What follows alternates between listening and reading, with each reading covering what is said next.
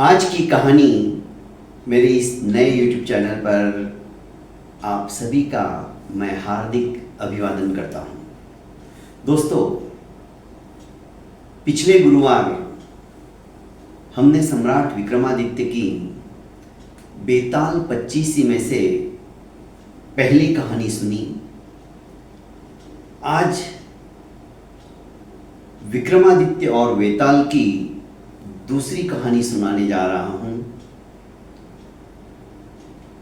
वेताल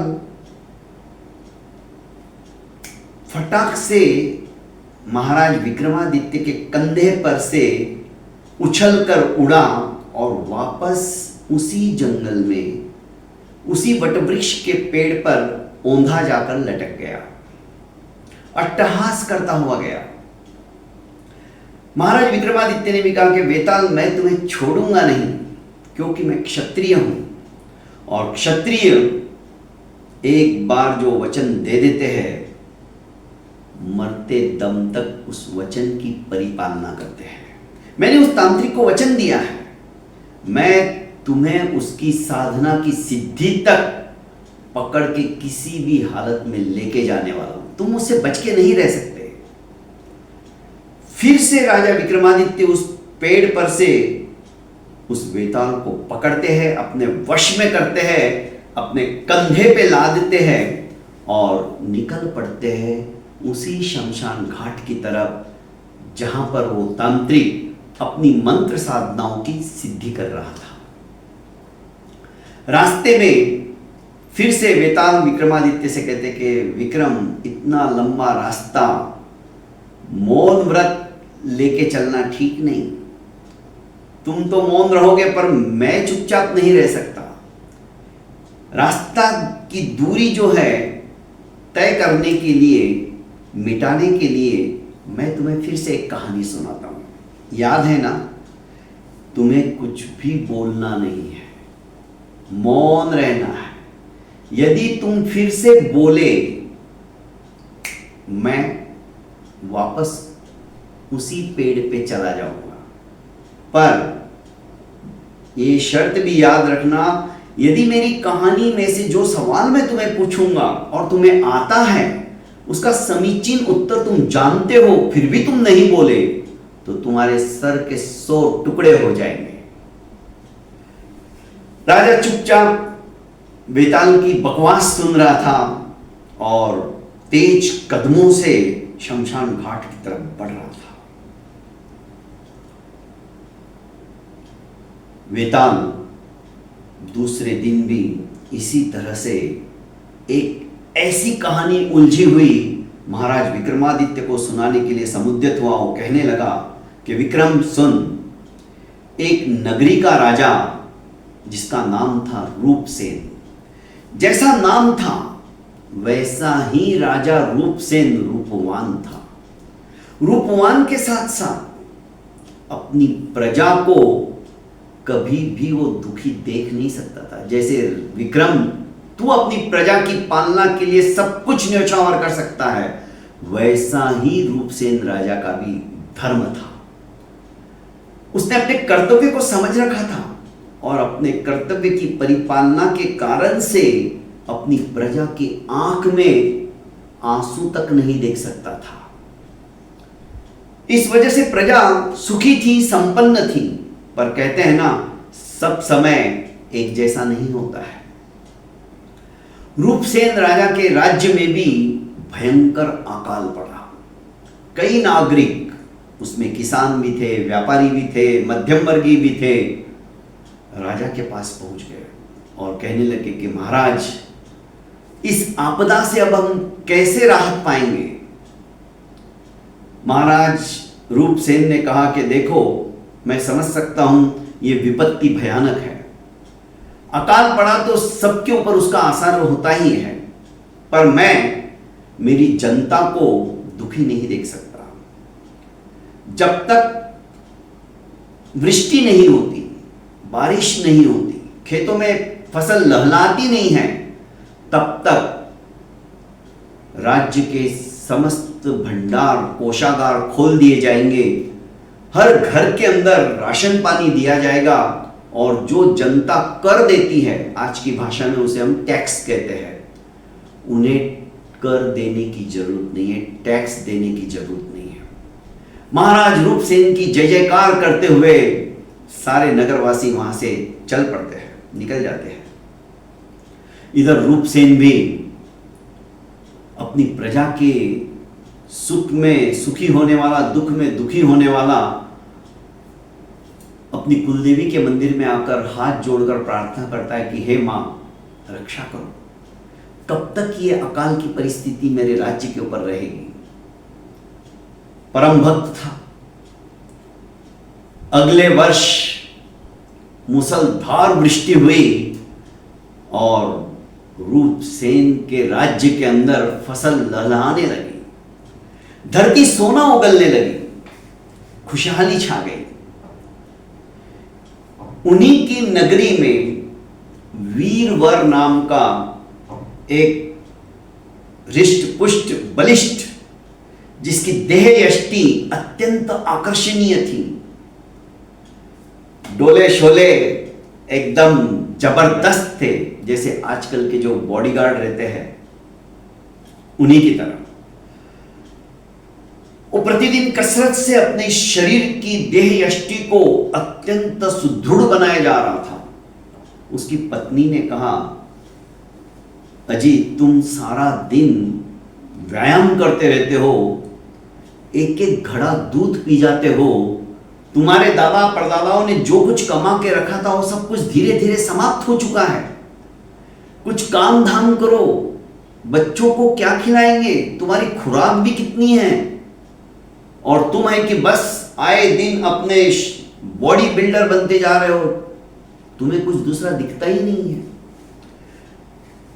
वीरवर जो था सिर्फ देह यष्टि से मजबूत नहीं था, उसकी बुद्धि भी अत्यंत तीक्ष्ण थी। उसने कहा, अरे भगवान, क्यों तू व्यर्थ के अंदर मेरी इस देह यष्टि को नजर लगा रही हो? अरे एक दिन देखना, यहां का राजा भी मुझे अपना बॉडीगार्ड बनाएगा, अंगरक्षक बनाएगा, उस भाषा में कहूं तो।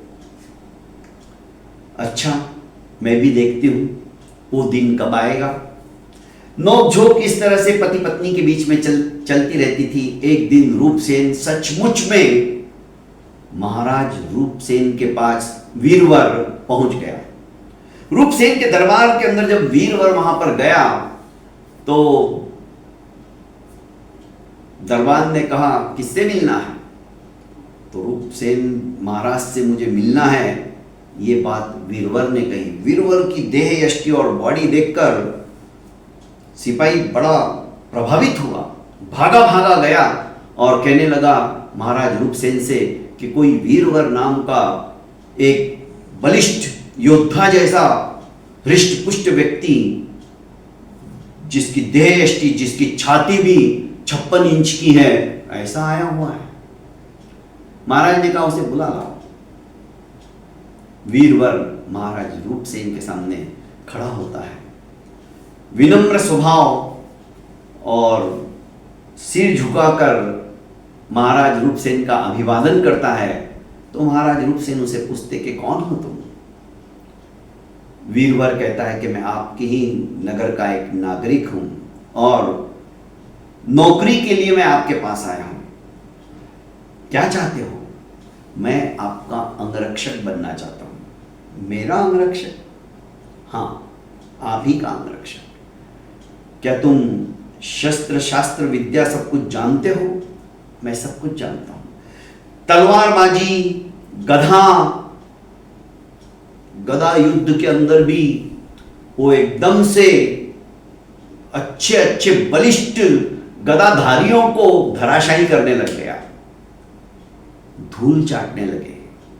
प्रत्येक परीक्षा के अंदर जब वीरवर उत्तीर्ण होता गया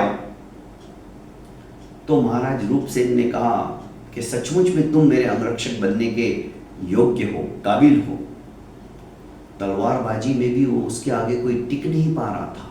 अच्छी अच्छी की तलवारें उसने जमींदोस्त कर दी थी। क्या अपेक्षा है तुम्हारी? तुम वेतन कितना लोगे? वीरवर ने कहा, महाराज आपके नगरी के अंदर इतना वेतन शायद किसी को नहीं मिलता है, वो अपेक्षा मेरी है। तो भी कितना? 1000 स्वर्ण मुद्राएं मैं लूंगा प्रति माह। महाराज रूपसेन के भी मुंह से हठात निकल गया, 1000? क्या कह रहे हो तुम?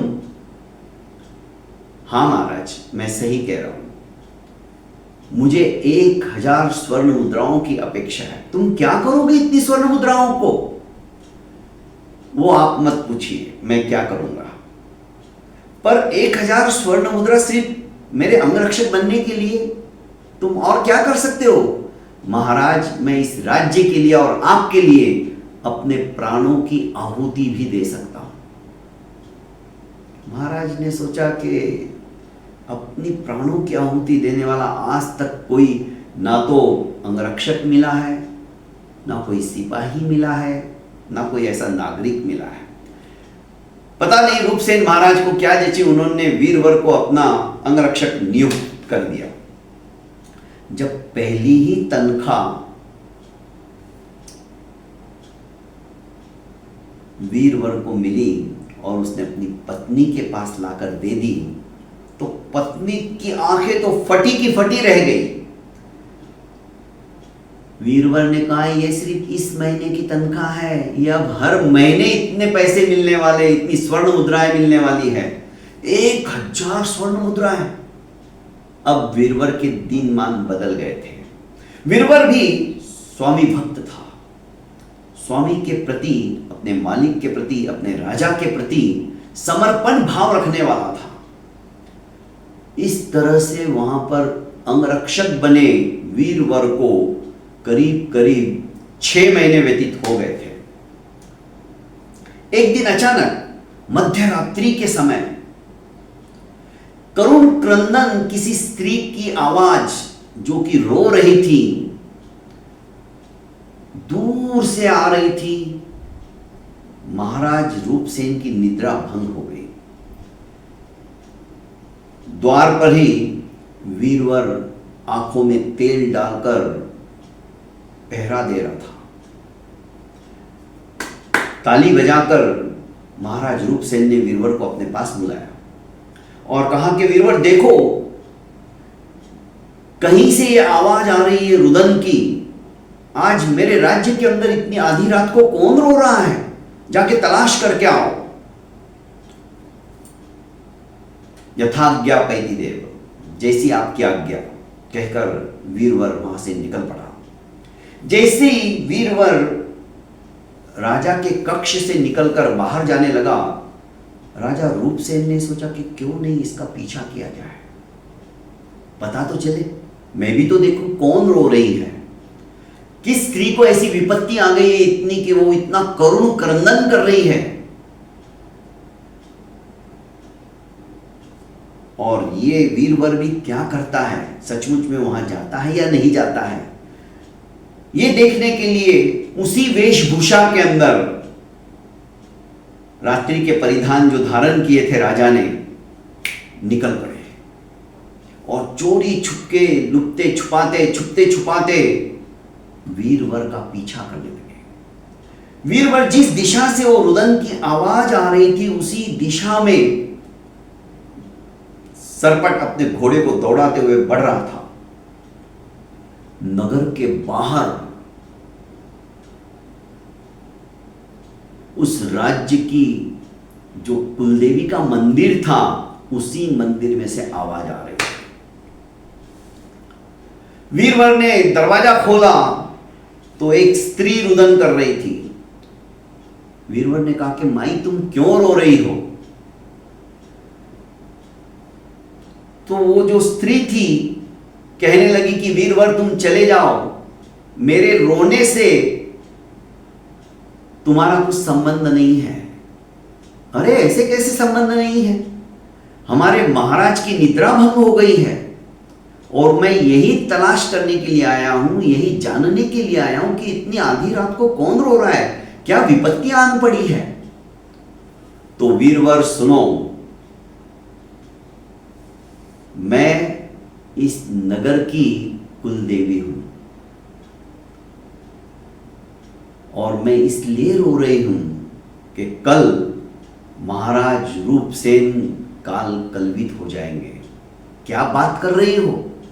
हाँ, उनकी आयु कल समाप्त हो जाने वाली है और वे काल कलवित हो गए तो मैं भला इस नगर की कुलदेवी, मेरा यहां पर फिर क्या काम? इतना अच्छा राजा जो कि प्रजा के प्रति समर्पण भाव रखता है, प्रजा के सुख दुख को अपना सुख दुख समझता है, वो राजा ही नहीं रहेगा तो फिर मैं यहां पे रह के क्या करूं? तो हे कुलदेवी, कुछ उपाय भी तो होगा। हाँ, एक उपाय है। जो काल महाराज के प्राणों का हरण करने के लिए आने वाला है, उसी काल को मानने वाला एक यक्ष, उनकी पूजा करने वाला, उनका अनुयायी यक्ष दक्षिण दिशा में यहां से 10 किलोमीटर दूरी पर यक्ष रहता है। उस पेड़ के ऊपर उस यक्ष को कोई प्रार्थना से प्रसन्न करे तो वो उसका उपाय बता सकता है, तो इनके प्राण बच सकते हैं। वो काल को निवेदन कर सकता है, उसके बदले में किसी के प्राण यदि मिल जाते हैं तो शायद महाराज रूपसेन के प्राण बच सकते हैं। इसके अलावा तो कोई उपाय मुझे नजर नहीं आता। पीछा करते हुए महाराज रूपसेन ये सब कुछ सुन रहे थे, देख रहे थे, जान रहे थे। उन्हें विश्वास नहीं हो रहा था ये सब क्या माया है। वीरवर वहां से निकला, उसने समय को इतना सा भी व्यर्थ नहीं जाने दिया। रास्ते में दक्षिण दिशा की तरफ जाने के पहले उसके मन में विचार आया कि क्या बात है, ये सच भी है, बोल रही है या नहीं बोल रही है, ये सचमुच में हमारी कुलदेवी थी क्या? पर इतनी आधी रात को बोलने वाली और उसके आवाज में भी एक दम था, हो सकता है उसकी बात सही हो, पर मुझे अब समय व्यर्थ नहीं गंवाना चाहिए। और दक्षिण दिशा की तरफ सरपट अपने घोड़े को दौड़ाते हुए उसी वृक्ष के पास पहुंच गए जहां पर वो यक्ष रहता था। घोड़े को थमाया, घोड़े को थपथपाया, एक पेड़ के पास उसे बांध दिया और यक्ष की आह्वान करने लगे। यक्ष प्रकट हुआ और कहने लगा, तुम क्यों आए? उसने कहा कि मैंने सुना है कि कल हमारे महाराज रूपसेन कराल काल के गाल के अंदर समाविष्ट हो जाने वाले हैं, अर्थात मृत्यु को प्राप्त होने वाले हैं, तो मैं आपकी प्रार्थना करने के लिए आया हूं। आप कैसे भी करके उनको बचा लीजिए, उसके लिए मुझे कुछ करना है तो मुझे बताइए। यक्ष कहने लगा कि हाँ, तुम्हें ही करना होगा। मैं कई दिनों से भूखा हूं, पहले मैं अपनी भूख मिटाऊंगा, उसके बाद में मैं कुछ कर सकता हूं। तो आप क्या खाना चाहोगे? मैं सब कुछ सामग्री लाकर दे देता हूं। कोई सामग्री लाने की जरूरत नहीं, मैं तो तुम्हें ही खाने वाला हूं। तो क्या आपकी भूख मिट जाएगी उससे? तो आप जरूर खा लीजिए, पर मेरे महाराज रूपसेन को कुछ नहीं होना चाहिए, उनकी आयुष्य घटित नहीं होनी चाहिए, समाप्त नहीं होनी चाहिए। उसने कहा, पर तुम्हारे अकेले से मेरा भूख मिटने वाली नहीं है। तो फिर मुझे तो बहुत खाने की इच्छा हो रही है। तनिक रुको, मैं अभी एक प्रहर के अंदर अंदर तुम्हारी वो समस्या भी दूर करने के लिए तैयार हूं। इतना कह के यक्ष को वचन दिया और वीरवर वहां से निकल पड़ा। सरपट घोड़े को दौड़ाते हुए सीधा अपने घर आया। महाराज रूपसेन ये सब कुछ छुपकर देख रहे थे। वो वहीं पर एक पेड़ के पीछे छुप गए कि अब एक प्रहर में ये वीरवर आता भी है या नहीं आता है। इसने वचन तो दे दिया, अब क्या करने वाला है? जिज्ञासा जागृत हो चुकी थी और मेरी खुद की मौत होने वाली है। उन्हें आश्चर्य भी हो रहा था और ये यक्ष तो उसके सामने प्रकट हुआ ही था। इधर वीरवर अपने घर पे आता है, घर वालों को उठाता है और कहता है कि देखो, अब बलिदान का समय आ गया है। अब महाराज रूपसेन के प्रति जो हमने समर्पण भाव दिखाया था, उस परीक्षा की घड़ी में उत्तीर्ण होने का समय आ गया है। सबने कहा क्या बात है, क्योंकि दो लड़के भी थे, वीरवर को और पत्नी, तीनों उठ के बैठ गए। वीरवर ने समस्त किस्सा अपनी पत्नी को और बच्चों को सुना दिया। तो पिताजी, आप अकेले मौत के मुंह में नहीं जाओगे, हम भी आएंगे। और ये चारों, पत्नी को आगे, बच्चों को पीछे, इस तरह से चारों लोगों को बैठाकर अपने घोड़े पर वीरवर जिस गति से गया था, पवन गति से, उसी गति से वापस एक प्रहर के भीतर भीतर आ गया। अब महाराज रूपसेन सजग हो गए, सावधान हो गए, देखने लगे कि अब क्या होता है। यक्ष इंतजार ही कर रहा था। वीरवर ने कहा कि हम चार हैं घर के अंदर और मैं इन चारों को समझा के आया हूं, ये भी सहर्ष खुशी खुशी आपका भोजन बनने के लिए तैयार है। आप एक एक करके हम चारों को समाप्त कर दीजिए, खा लीजिए, पर महाराज रूपसेन को इतनी सी भी क्षति मत पहुंचने देना। अब इन चारों के बीच में झगड़ा होने लगा। बेटे कहने लगे कि नहीं, पहले हमें खाइए। पत्नी कहने लगी कि नहीं, पहले मुझे खाइए। वीरवर कहने लगा कि नहीं, पहले मुझे खाइए। आखिर वीरवर ने कहा कि देखो यक्ष, तुम्हारी भूख मेरे से मिटेगी, सबसे पहले मुझे खाओ, फिर भी नहीं मिटी तो मेरी पत्नी को खाइए, इन बच्चों को बाद में लीजिए। यक्ष ने कहा कि नहीं, मैं पहले बच्चों को खाऊंगा, इनका मांस स्वादिष्ट होगा, कवल कवल एकदम मुलायम सा, मेरी तो जीभ लपलपा रही है क्योंकि इतने बरसों से मैं भूखा हूं। उसने अपना मुंह खोला, मुंह से अग्नि की ज्वालाएं निकल रही थी। वीरवर के लड़के ने कहा कि पिताजी, मरना तो है ही ना, पहले और पीछे की क्या बात है, उन्हीं की इच्छा के अनुसार करते। और वो छोटा लड़का भागा भागा गया और उसके मुंह के अंदर प्रविष्ट हो गया।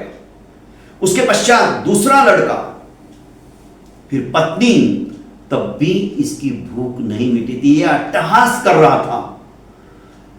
अब रूपसेन का धैर्य जवाब दे रहा था। उन्होंने तलवार निकाल लिया और सोचा कि इस यक्ष को ही समाप्त कर देता हूं, पर वे रुके रहे। वीरवर भी गया और उसके मुंह के अंदर प्रविष्ट हो गया। अट्टहास करता हुआ इस यक्ष ने अपना मुंह बंद कर लिया। अब राजा रूपसेन उस यक्ष के सामने तलवार लेकर खड़े हो गए और कहने लगे कि तुम कैसे हो, इस तरह से तुमने चारों लोगों को खा लिया। उस यक्ष ने कहा कि हमारी जाति ही ऐसी होती है, क्योंकि चाहे वो यक्ष हो, किन्नर हो, किमपुरुष हो, राक्षस हो, भूत हो, पिशाच हो, इनके हमारे नियम होते हैं। हम मनुष्य का ही भक्षण करते हैं, उससे हमारी ताकत द्विगुणित हो जाती है। पर तुमने इनकी हत्या क्यों की, क्यों खाया? तुम्हारी जान बचाने के लिए मुझे अब काल के पास जाना है। अब तुम आराम से अपने राज्य का शासन करना, मुझे ऐसा राज्य नहीं चाहिए। तुम अपनी भूख मिटाना चाहते हो ना, मुझे खा लीजिए, वैसे भी तो मेरे को कल मरना ही था। मेरे जीते जी मैं ये सब नहीं देख सकता हूं, उन्हें वापस जीवन दान दो, तुम सब कुछ कर सकते हो। यक्ष हंसने लगा कि नहीं, अब तुम आराम से अपने राज्य का धुरा को वहन करते चलो, राज्य की प्रजा को संभालो। पर राजा रूपसेन ये सब कुछ देखकर भयंकर रूप धारण कर चुके थे। उन्होंने अपना खड्ग उठाया, तलवार निकाली और अपनी खुद की गर्दन के ऊपर लगाने ही वाले थे। वही देवी, कुल देवी प्रकट हुई। उसने अपने वास्तविक रूप में आकर राजा रूपसेन को दर्शन दिया और कहा कि पुत्र, ऐसी गलती कभी मत करना। मां तुम? हां मैं, ये सब मेरी ही माया रची हुई थी। तुम जानना चाहते थे ना कि वीरवर को 1000 स्वर्ण मुद्राएं क्यों देनी चाहिए? वीरवर जैसे कई लोग हैं जो तुम्हारे प्रति समर्पण भाव रखते। उसके पीछे कारण है क्योंकि तुम भी प्रजा का इसी तरह से अपने पुत्रवत पालना करते हो। इतना कहकर विक्रमादित्य को वेताल कहने लगा कि विक्रम, मुझे एक बात समझ में नहीं आई। देवी प्रकट हो गई और रूपसेन के कहने से उन चारों को भी जीवन दान मिल गया, जीवित हो गए, यक्ष भी प्रकट हो गया। ये सब कुछ देवी की ही माया थी। एक बात समझ में नहीं आई, तो वो ये है कि इसमें सबसे बड़ा बलिदान किसका था? क्या रूपसेन का बलिदान था, जो स्वयं भी अपनी तलवार लेके खुद को ही समाप्त करने के लिए वो समुद्यत हो गए? उनको तो उनका आयुष्य मिल चुका था। क्या वीरवर का सबसे बड़ा बलिदान था? क्या उसके बच्चों का या पत्नी का बलिदान था? बलिदान किसका श्रेष्ठ था? महाराज विक्रमादित्य कहने लगे, बलिदान तो सर्वश्रेष्ठ रूपसेन राजा का ही था। क्यों? कैसे? क्या? अरे, सेवक का तो कर्तव्य होता है अपने मालिक के लिए जान न्यौछावर कर देना। वो अपने कर्तव्य की पालना कर रहा था, पर मालिक अपने प्रजा के लिए, अपने नौकर के लिए अपना खुद का बलिदान देने के लिए तत्पर हो गया। इसलिए बलिदान सर्वश्रेष्ठ यदि देखा जाए तो रूपसेन का ही था। अपने पिता वीरवर को जाते जाते देखकर बच्चों ने भी सोचा कि पिता ही नहीं रहेंगे तो हम रह के क्या करेंगे। उन्होंने पितृ मोह के कारण से और उसकी पत्नी ने अपने पति के मोह के कारण से मरना उचित समझ लिया, क्योंकि प्रत्येक प्रजा के नागरिक का कर्तव्य होता है, उत्तरदायित्व होता है कि अपने स्वामी के लिए तन मन धन सब कुछ समर्पित कर दे। और उन्होंने अपने कर्तव्य की पालना की, पर रूपसेन राजा ने अपने उस प्रजा के लिए अपना जीवन दान देना भी योग्य समझ लिया, उचित समझ लिया। इसलिए उनका बलिदान सच्चा बलिदान है, सर्वश्रेष्ठ बलिदान है। वेताल उड़कर जाने लगा तो विक्रम ने कहा, कहानी तो पूरी करके जाओ। आखिर 1000 स्वर्ण मुद्राएं लेने के पीछे क्या कारण था? महाराज रूपसेन के मन में वो सवाल आया था, तुमने वो कहानी पूरी नहीं की अभी तक। हाँ राजन विक्रम, सुनो, 1000 स्वर्ण मुद्राएं लेने के पश्चात पत्नी जब उसे पूछती कि इतनी हर महीने मिलेगी, इतना सोना का, इतनी स्वर्ण मुद्राओं का हम क्या करेंगे? तब वीरवर ने कहा था कि 500 स्वर्ण मुद्राएं गरीबों को, वंचितों को, दुखियों को, सबको बांट देना, ताकि हमारी इस नगरी के अंदर रूपसेन राजा की छत्र छाया में कोई गरीब रहने ही नहीं पाए, कोई भीख मांगने के लिए आए ही नहीं। उन सबको तुम देती जाना, ये हर महीने मिलने वाला है। और बचे हुए 500 में से भी आधे, मतलब 250 स्वर्ण मुद्राएं ब्राह्मणों को, बीमारियों से जो संत्रस्त है उन पीड़ितों को, उनमें वितरित कर दिया जाए। बचे हुए 250 हम परिवार वालों के लिए, हम चारों के लिए वो काम आएगी, और कुछ बच गया तो उसको भी हम अच्छे काम में लगाते चले जाएंगे, संचित करके हम नहीं रखेंगे। जब प्रजा में रहने वाले एक साधारण अंगरक्षक की भावना 1000 स्वर्ण मुद्राएं लेने के पश्चात भी इस तरह की होती है, वहां के राजा का तो कहना ही क्या फिर। इतना कहकर वेताल महाराज विक्रमादित्य के पंजे से छूटता है और अट्टहास करता हुआ वापस उसी पेड़ पर जाकर लटक जाता है। अब अगले दिन वेताल कौन सी कहानी सुनाएगा विक्रमादित्य को, यह तो सुनने के पश्चात ही गुरुवार को हमें पता चलेगा। तब तक के लिए आप अपना ख्याल रखिएगा, और हाँ, ज़्यादा से ज़्यादा मेरे इस चैनल को आप लाइक कीजिए, सब्सक्राइब कीजिए, कमेंट बॉक्स के अंदर अपना अभिमत जरूर अभिव्यक्त कीजिए। आपका छोटा सा कमेंट भी मेरे को एक प्रेरणा देता है, एक उत्साह देता है, निर्माण करता है, नई नई कहानियां आपके सामने प्रस्तुत करने के लिए बाध्य करता है। बहुत बहुत धन्यवाद दोस्तों, प्रणाम करता हूं और इजाजत चाहता हूं।